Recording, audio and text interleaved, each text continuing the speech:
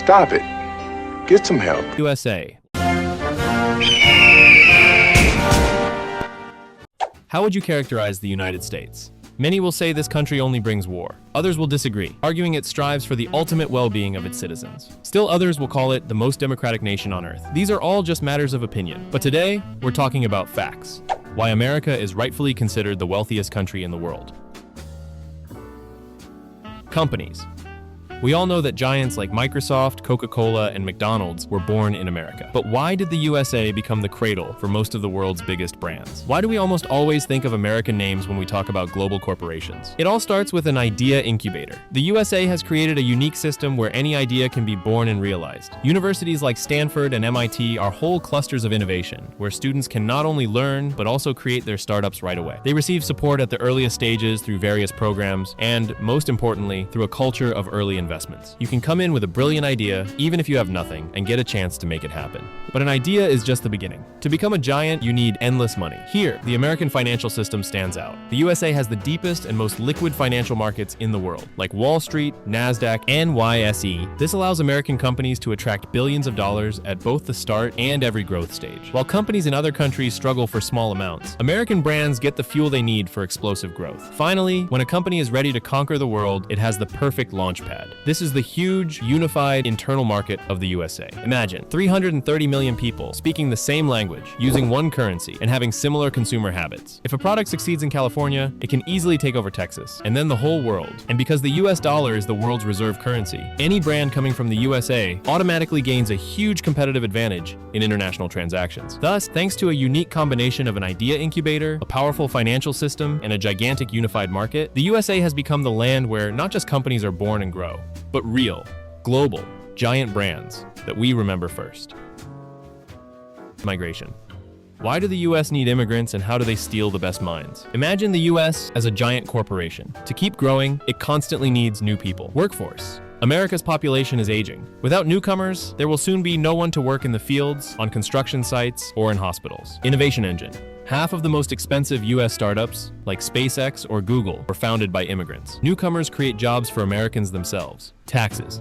Immigrants spend money within the country and pay taxes. Over the next 10 years, immigration is projected to add an extra $9 trillion to the US budget. This money goes toward roads, schools, and pensions. How do they recruit talent? The US doesn't go around the world with nets. They've built a system people want to join themselves. H-1B, visa. A golden ticket for IT specialists and engineers. If you're a top pro, an American company will pay for your relocation and offer a salary of $100,000, $150,000. O-1 visa for geniuses. If you have awards, patents, or are simply the best in your field, even in sports or art, you get a visa for individuals with extraordinary abilities. Universities. The US lures the best students from around the world. After graduation, they are allowed to stay and work for a few years, giving companies time to headhunt them. Business environment. It's often easier for a foreigner to start a company in the US than in their home country. If the idea is good, they provide the funding. Investments. The US takes ready-made specialists whose education was already paid for by other countries and turns their talents into dollars. Politics. For many years, the US has been using the UN as its main tool in global politics, and they do it in a very clever way. First, it's all about the money. The US pays more into the UN budget than anyone else. It's like a business. The one who pays calls the shots. If they don't like a country or an idea, they can just cut the funding or threaten them with sanctions. Plus, the UN headquarters is in New York. They are playing on their home turf. Second, they have the perfect cover, the ideology of protecting democracy. This works like a master key. If the US wants to enter a resource-rich country, they simply label the local leader a dictator who violates human rights. From that moment on, any intervention looks like a rescue mission rather than a takeover. Look at Venezuela. It has huge oil reserves. As soon as their government stopped following Washington's rules, they were immediately called a dictatorship. The US froze Venezuela's bank accounts, basically taking their money, and started choosing who should be president. Meanwhile, at the UN, they present this as a fight for freedom. The main part of their ideology is exceptionalism. They believe, or pretend to believe, that their rules are the only right ones for everyone. This allows them to interfere in other countries, overthrow those who get in their way, and put their own people in power. And they do it all to the sound of applause and beautiful words about human rights. Essentially, the UN is just a screen for them to reshape the world for their own interests without being punished. Infinity money.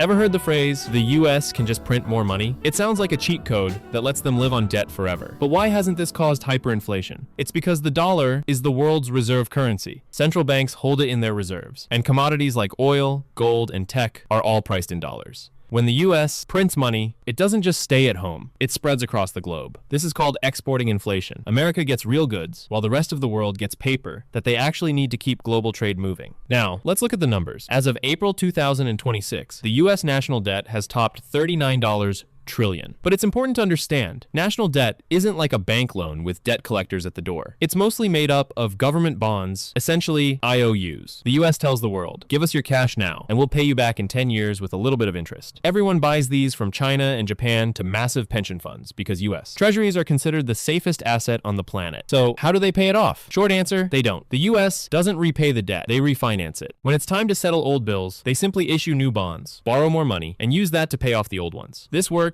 as long as the US economy keeps growing and investors trust the dollar. Since the debt is in their own currency, the US technically can't go bankrupt. They can always create enough money to cover the interest. Is there a limit? Yes. If trust in the dollar fades and countries start switching to other currencies, demand for the dollar will drop, and all that exported inflation will come crashing back home. But for now, with no major alternative in sight, the printing press remains the world's most powerful financial tool.